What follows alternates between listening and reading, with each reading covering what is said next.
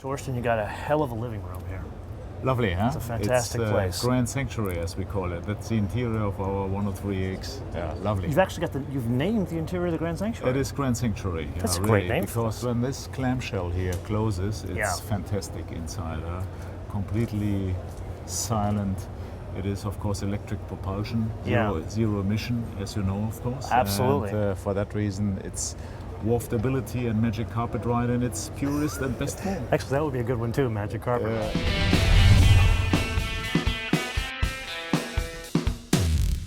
I don't know if you know this, but you and I worked at BMW at the same time together. I thought about it. Yes. Seeing you, So when was that? That was back in 1992, believe it or not. Okay, a long time. I was only there for 6 months, and I was working in the factory. Okay.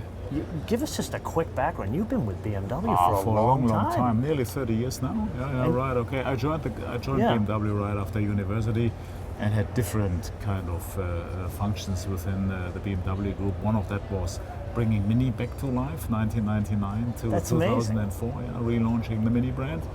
And then I was 8 years ago asked if I could imagine to be on the helm of Rolls Royce Cars. That's amazing. I can tell you I didn't need to. But you did some both product as well as some strategy roles. You did strategy, a number of things. product, and also being responsible for the global marketing of the BMW group. And I have to ask, what did you study in university? Economics.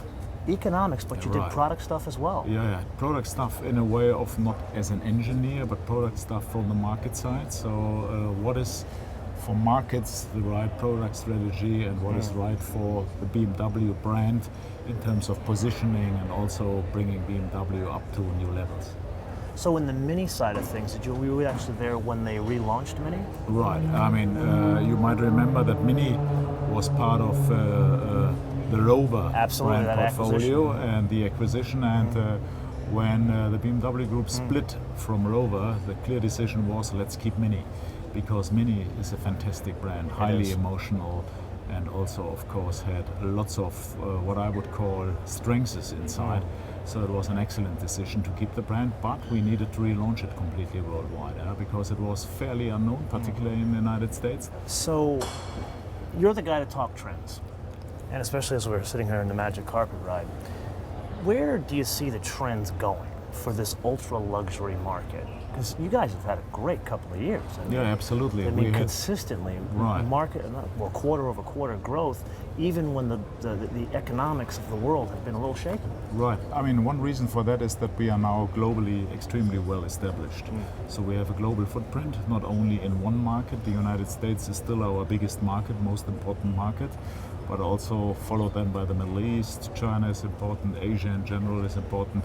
You are asking about trends. What happens anyhow is that you see, particularly when it comes to so-called ultra high net worth individuals or high net worth individuals, people who are affluent, who can afford our cars, that you see more and more millennials coming and becoming our customers. Interesting. Yeah, very interesting. When did you start seeing that happen?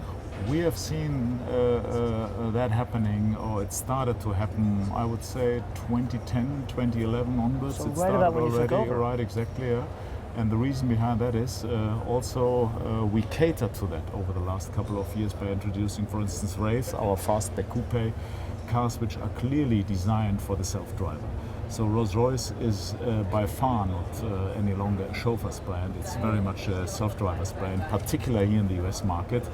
It started already with Ghost, then with Wraith, and now with Dawn. Black Badge is, for instance, something. Dawn is my personal favorite. I gotta be honest with you. That car, there's something about beautiful. It's theater on wheels, man. Absolutely. It really is. But now you bring up a good point about millennials and some growth. What has that done to volumes? Like, give me an idea. Where were you volume-wise in 2010, and where are you now? I mean, we are not really talking about volumes because a high-end luxury brand shouldn't talk about volume. It's all about, at the end of the day, profitability. But just to give you a little bit of glimpse what had happened here over the last 7 years is that you can basically say we quadrupled volume. We are now selling around 4,000 cars a year. Wow. And when I started, it was around 1,000. So the brand has had a significant growth. So your path brand over strategy the last, experience has really paid over off. the last years, yeah. Very much, of course, also on the back of a new product like Ghost and Wraith and Dawn. but also what I would call a rejuvenated marketing strategy to approach particular younger customers, potential younger customers, and also to be now completely embedded in all social media channels, the way how we talk to customers. I would even say that we have opened the brand very much to Where our do you see customers. like opportunities for growth? I know there's a lot of talk about an SUV, but do you see opportunities for growth in different segments beyond that? You've got a convertible, you've got a great coupe, obviously well situated in sedans, but is there something beyond that? I mean, we are, as you just said, we have announced already that we will bring such kind of a car, an SUV kind of car into the market called Project Cullinan that will come by the end of 2018 into the market and is definitely also catering again for what I would call new kind of target groups. People who enjoy to be a little bit more casual on wheels and to have a car which also fits to different purposes. You can easily load the whole family, dogs inside, but you can also pull up in front of an opera house. Will it be a serious off-roader? Like actually like Range Rover type, go into like fjording rivers kind of things?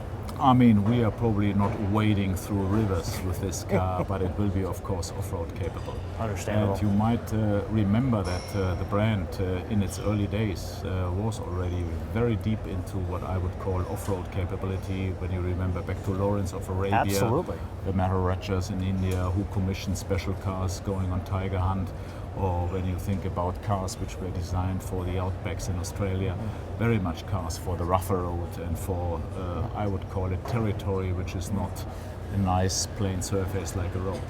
So let's switch gears a little bit. This is, correct me if I'm wrong, this is the first time you're actually saying that you'd actually produce a car that's not petrol. Right, that's zero emission, 100%. Yeah. Now this is what's supposed to be 25 years in the future. Yeah. Between now and 25 years, do you see alternate propulsion systems in a Rolls Royce? Definitely. I think we will see alternate propulsions earlier in the You're very market. confident about that. No, because I'm convinced about it. It is a fact that our customers very much enjoy our 12-cylinder engines being mechanical masterpieces. But it might come the time that we want to bring electric propulsion into the market and might even offer customers both choices for a certain period of time. Long term, you definitely see that electric propulsion is the solution for the future. So you have a unique job. Actually, tell everybody, where are you originally from? I'm German, but I live since now nearly 7 years in the UK, in Goodwood, West All right. Sussex. This is where our plant is, or where Rolls Royce is located, and where our home is. So you and I, we have both lived and worked in BMW in Germany, and you and I have both lived in the UK. I Right. think we're following each other. you and Perfect. I. Apparently, yeah. But Rolls-Royce is unlike any other brand. Like Mini has a certain heritage to it, but Rolls-Royce, are there certain things, like certain important attributes that you have to think about that you don't have to worry about with other brands when you're futuring for Rolls-Royce? This car here, or that 103X, is probably one of the most radical vision cars ever done by the brand. Rolls-Royce is now 114 years old, nearly, and of course is the most well-known luxury brand on earth. Everybody knows Rolls-Royce. Rolls-Royce is even used as a synonym for the best. The Rolls-Royce of TV sets, this day, the yeah. Rolls-Royce of kitchens, whatever you like to say.